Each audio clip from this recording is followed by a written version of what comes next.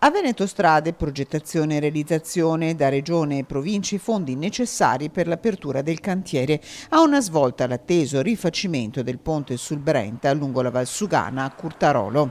Ormai è ufficiale l'arrivo dei 3 milioni di euro messi a disposizione dal decreto VAIA, che è stato fortemente voluto dalla Regione, quindi la Regione ha indicato lo spostamento di 3 milioni di euro per il ponte di Curtarolo, a quelli si aggiunge il milione di euro stanziato alla provincia e quindi adesso si potrà procedere, diciamo, anche con la realizzazione dell'opera.